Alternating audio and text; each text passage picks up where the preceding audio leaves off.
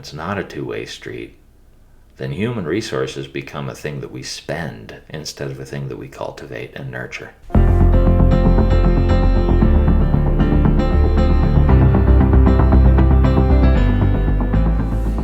Hey everybody, this is Jeremy again with The Moving Window. I wanted to talk with you a little today about listening to your body. This is going to be a thing that makes sense to some people, and then there's also the possibility that those who need to hear this the most are the ones who have trouble even engaging with the concept. So when we're talking about listening to your body, we're talking about your body giving you cues to let you know when your physical state, your emotional state, or your mental state needs attention. Your body lets you know when you're hungry. Your body lets you know when you're exhausted to the point where you can't stand up anymore. And so some of those things are obvious, and that's what we're talking about when we're talking about listening to your body. We're not talking about trying to tune into a voice that you've never heard before. We're talking about your body knowing things and letting you know that through physical signals. So I don't want to spend too much of this video just talking about the common ways that this shows up. I'd like to emphasize a little more the difficulty that some can have in engaging with this, and a little bit of why that can be difficult. See, if you have suffered emotional neglect, for instance, there's a good likelihood that you've been neglecting yourself as well. Because if someone never showed you how to be in tune with yourself, then you're probably not going to be in tune with yourself. If nobody led by example to help you manage your emotions, then your own emotions might be a mystery to you. Another example is that maybe you are only allowed to play a certain role in other people's lives. Maybe you're only allowed to hold a certain role in your own life, which could sound strange to say out loud, but have you been expected to be a certain way, to do certain things for the people that are in your life?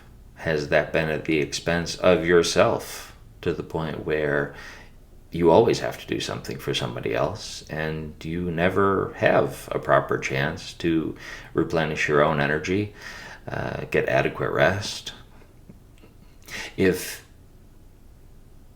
there's no space in your day, or your week, or your life to pay attention to your own needs, if you're not allowed to have your own needs with the way your life is structured, then it would take some intentionality. It would take some deliberate seeking and tuning in to become aware of some of your own needs, and then to take them seriously, and then to develop the habits of responding to them to the point where your needs are getting met.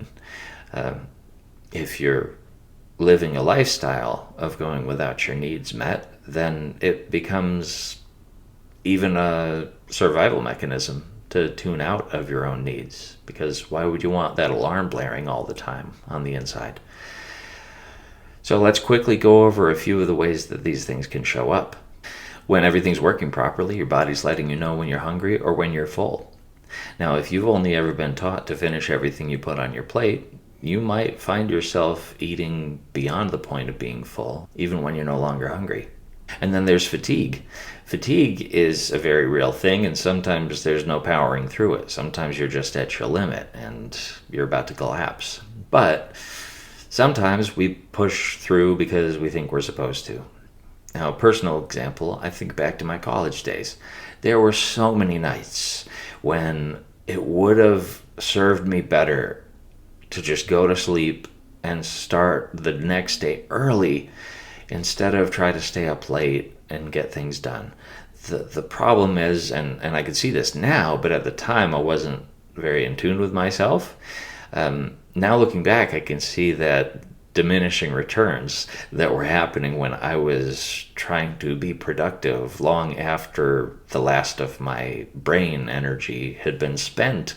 I was putting in the time, and so I thought I was being productive, when really I was getting less productivity per hour out of the time I was putting in because my brain was ready to give out. I was running on fumes. So some of these things they're a lot easier to see in hindsight than they necessarily are while you're going through them. Another way that this listening to your body becomes important is when there's pain in your body and you've been ignoring it. Again, if it doesn't fit into your life to take care of your own needs, then it might just become second nature to try to ignore them, to kind of hope they go away. And if you don't allow a thing to be completely real to you, you can convince yourself that it'll get better if you just leave it alone.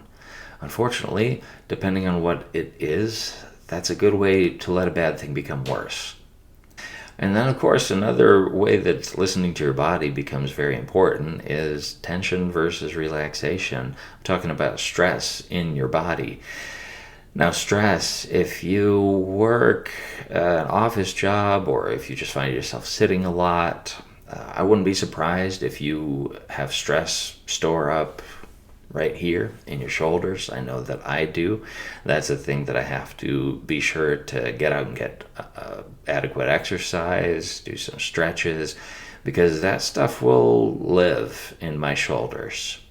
And the thing is, once you become aware that you've been walking around with stress that's just stored up in your body, then you can do something about it. But until you acknowledge it, it's probably just going to keep mounting.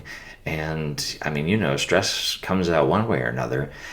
You might think you're doing all the things you should because the task list never gets completed. There's just always more to add to it. And so you have to be this somehow more than human entity where you are this perpetual energy device.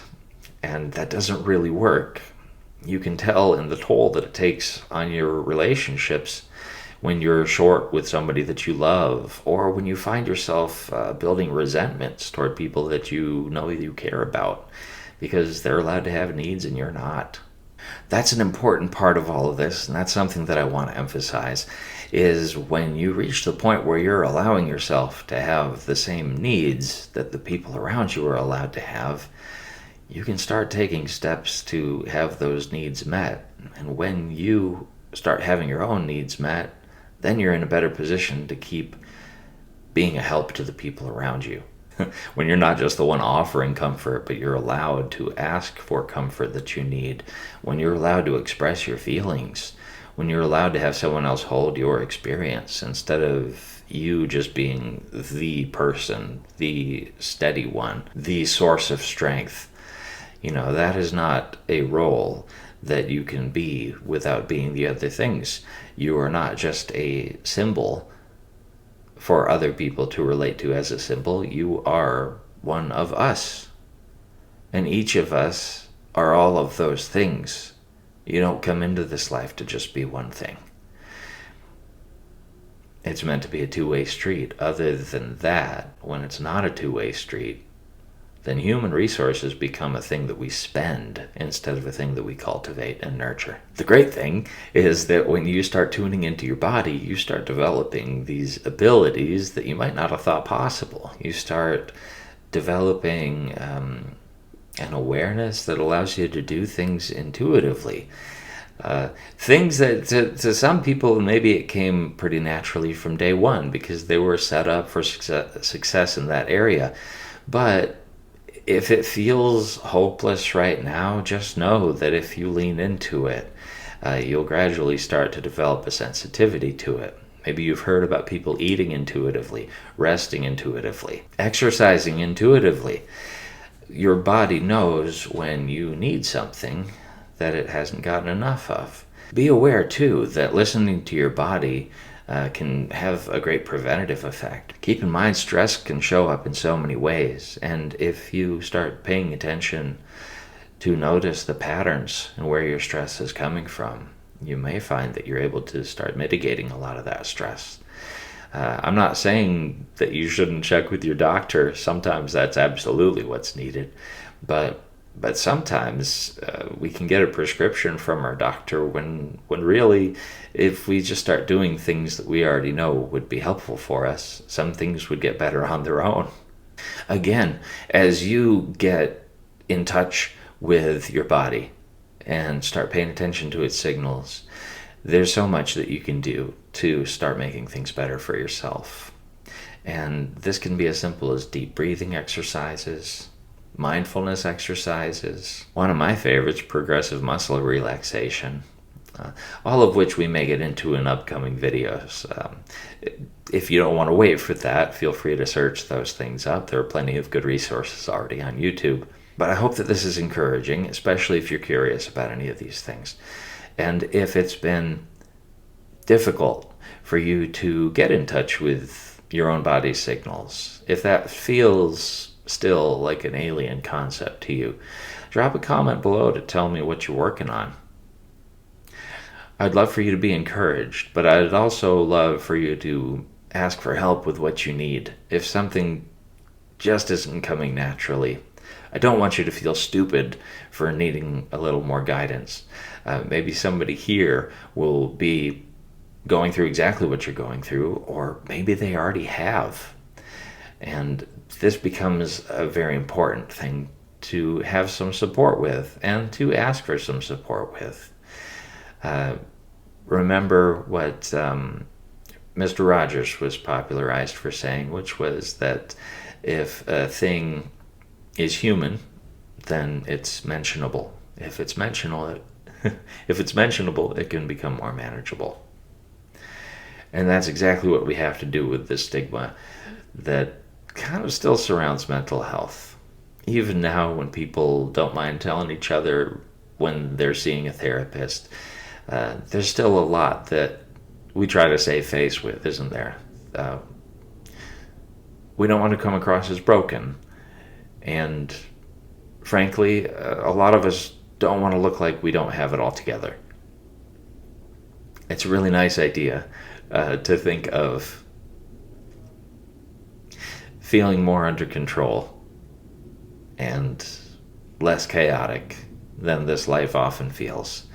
But the truth is, we only make it through when we make it through together. So give yourself a chance, and just remember that you're not alone. If you're going through it, chances are good that someone else has gone through it as well, or might be going through it at the same time. So like and subscribe. If you know somebody who'd benefit from these videos, please pass the channel to them as well. Be sure to turn on your notifications bell. That's all for this time. Talk to you soon.